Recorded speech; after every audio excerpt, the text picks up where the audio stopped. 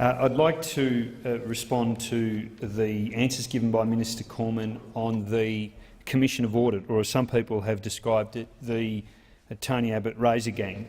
Look, I actually welcome the comments from Minister Hockey that the age of entitlement's over, that we are going to see an end to corporate welfare, and that we're going to have a debate and a discussion about whether it is sustainable in the current climate to continue with huge industry handouts.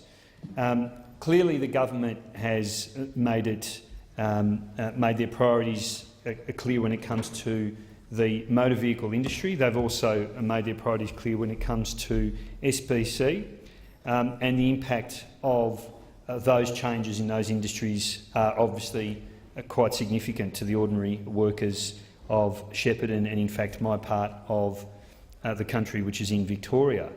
But what we need here is some consistency. We've got to get some consistency because if we're going to be talking about corporate welfare, it's impossible to ignore the largesse that exists in the mining industry, for example, where we see a huge range of handouts and tax concessions that enable that industry to continue with its windfall profits. What about the diesel fuel rebate worth $8 billion over the forward estimates?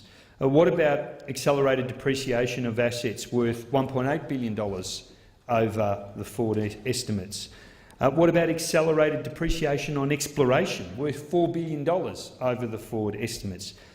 Billions of dollars in the form of corporate welfare to the mining industry, and yet we see a government completely silent on the question of how we deal with that, and also to enable us to make the move towards a not just fiscally sustainable but environmentally sustainable economic blueprint for the future. What we actually are seeing, in fact, is what we've seen right through the debate around corporate welfare, that when corporate welfare exists for one of your constituents, it's important for that industry to receive those handouts, and without it, our economy would go to rack and ruin. But of course, if industry assistance is given to one part of the economy that you may not necessarily want to support, then it's corporate welfare, the age of entitlement needs to be over, and so on. We have no consistency in this debate.